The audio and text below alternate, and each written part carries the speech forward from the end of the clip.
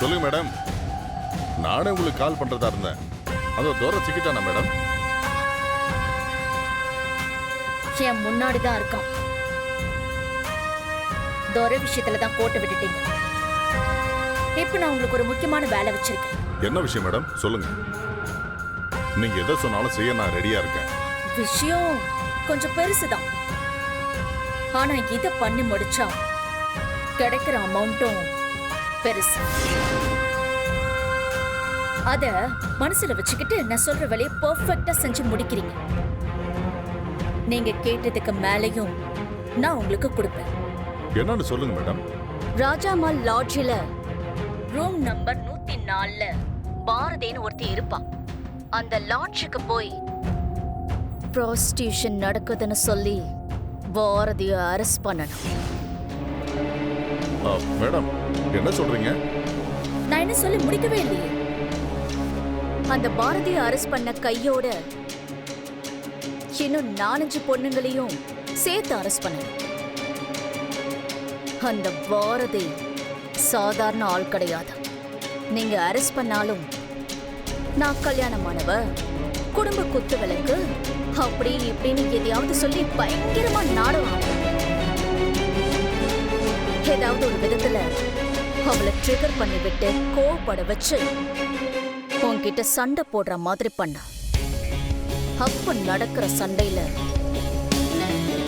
அவ கழுத்துல இருக்கிற தாலிய அறுத்தறிஞ்சிட. இப்ப எதுக்கு அங்க எங்கேயும் ஓடிட்டு இருக்க? தமிழ் எங்கப்பா? பாட்டி, அம்மாவை பாத்தீங்களா? கொஞ்ச நேரத்துக்கு முன்னாடி இங்கதான் பார்த்தேன், அதுக்கப்புறம் பார்க்கலையே. என்னடா ஆச்சு? ஒண்ணும் இல்ல பாட்டி, சும்மாதான் கேட்டேன். ஓ, டேய் ஆதித்யா முகமே சரியில்லையே. தமிழும் ஆதித்யாவும் இந்த கல்யாணம் நடந்துருமோன்னு பயந்துகிட்டே இருக்காங்க. அதனாலதான் ஒரு மாதிரியா இருக்காங்க. பாரதி இந்த கல்யாணம் நடக்காதுன்னு உறுதியா சொல்றா. ஆனா பொண்ணு மாப்பிள்ளை ரெடியாகி மேடைக்கே வந்துட்டாங்க. இதுக்கு மேல என்ன நடக்க போகுதுன்னு பொண்ணுமே புரியல.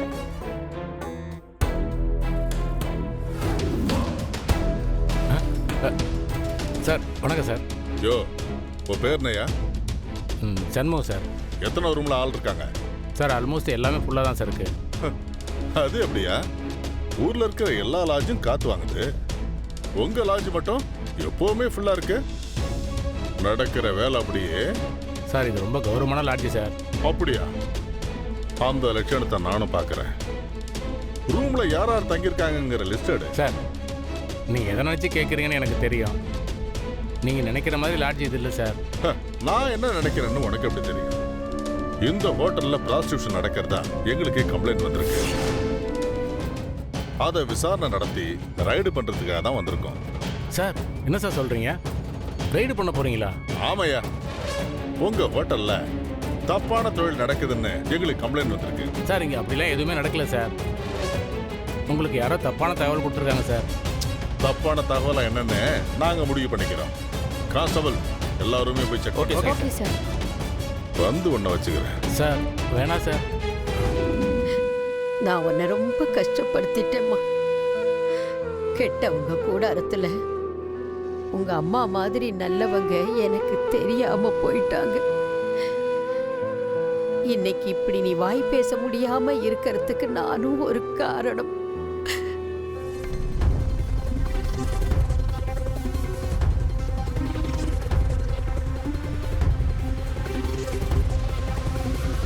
பாட்டி கோவிலுக்கு போயிருக்கிறதா சுதாகர் மாமா சொன்னாரு.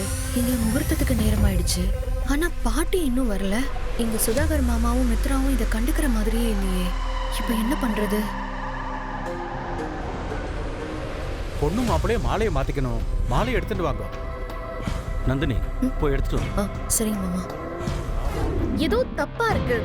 எனக்கும் இதுக்கும் சம்பந்தமே இல்ல. சத்தியமா எனக்கு இத பத்தி தெரியவே தெரியாது. வா மேடம். வேண்டாம் ஏய், சார், வாடா. ப்ளீஸ். சரி, சார், கேளுங்க மேடம். ஏய், போங்க போங்க போங்க சீக்கிரம் போங்க போங்க. வா.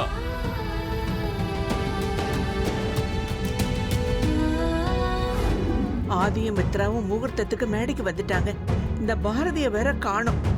பாரதி நிலைமைய நினைச்சா பரிதாபமா இருக்கு. ஆதிக்கு இப்படி ஒரு பிரச்சனை இருக்குன்னு நான் நினைச்சு கூட பார்க்கல. உண்மையை சொன்னா செத்து போயிடுவான்ற பயத்துல பாரதி மித்ரா தப்பானவன்ற ஆதாரத்தை கொடுக்கறதுக்கு ட்ரை பண்ணிக்கிட்டு இருக்கா. என்ன நடக்க போகுதுன்னு தெரியலையே. இந்த பாரதி எங்க ஆளையே காணோம். முகூர்த்தத்துக்கு வேற நேரம் ஆயிடுச்சு. இந்த கல்யாணம் கண்டிப்பா நடக்கவே கூடாது. ஆனா நடக்கிறதையெல்லாம் பார்த்தா நிலைமை கை மீறி போயிடும் போல இருக்கே. கடவுளே, பாரதிக்கு நல்லதுதான் நடக்கணும்.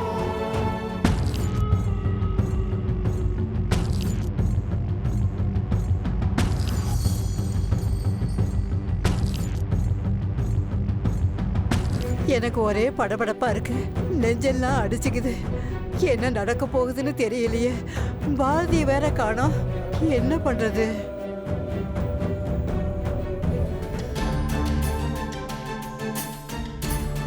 மித்ரா, இவ்வளோ தூரம் சொல்லியும் நீ கேட்கலல்ல. ஆதி அண்ணனை நீ கல்யாணம் பண்ணிக்க போறது கண்டிப்பா நடக்க போறதில்ல. நான் இந்த கல்யாணத்தை நடத்த விட மாட்டேன். நீ எனக்கு தான் மித்ரா.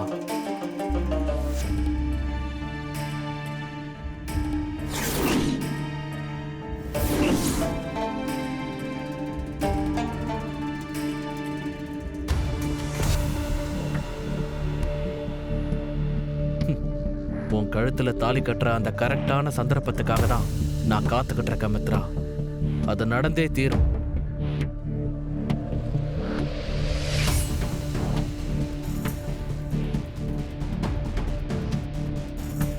இவன் வேற இப்படி வந்து நின்றுட்டு இருக்கானே.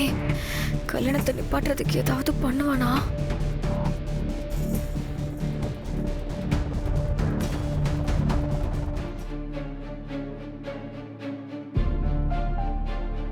மேடம் மேடம் ப்ளீஸ் மேடம் வேணாம் மேடம், சொன்னா கேளுங்க மேடம். Madam please.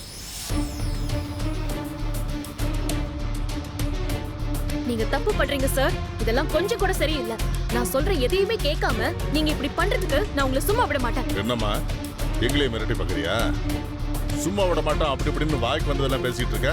மற்றவங்க எல்லாம் அமைதியா இருக்காங்கல்ல. பண்றதெல்லாம் பண்ணிட்டு உன் மேல தப்பு இல்லைன்னு சொல்லி நியாயம் பேசிட்டு இருக்க. சார், என் பக்கம் நியாயம் இருக்கு. நான் அப்படிதான் பேசுவேன். இங்க ஏதோ சூழ்ச்சி நடந்திருக்கு. அதனாலதான் என்னை இப்படி மாட்டி விட்டுருக்காங்க.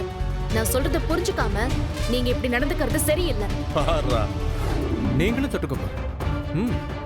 அம்மா எல்லார்கிட்டையும் கொடுத்து ஆசீர்வாதம் வேண்டுவாங்க. ஓம் தசரதாய வித்மஹே சீதா வல்லபாய தீமஹி தன்னோ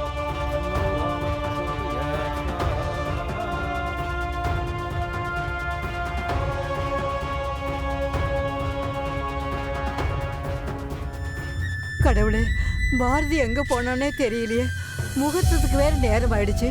ஆதி தம்பி வேற அன்னைக்கு ராஜேஸ்வரி அம்மா கிட்ட பாரதி மித்ராவுக்கு எதிரா எந்த ஆதாரத்தையும் கொடுக்கலனா தாலி கட்டுறேன்னு சத்தியம் வேற பண்ணியிருக்கு.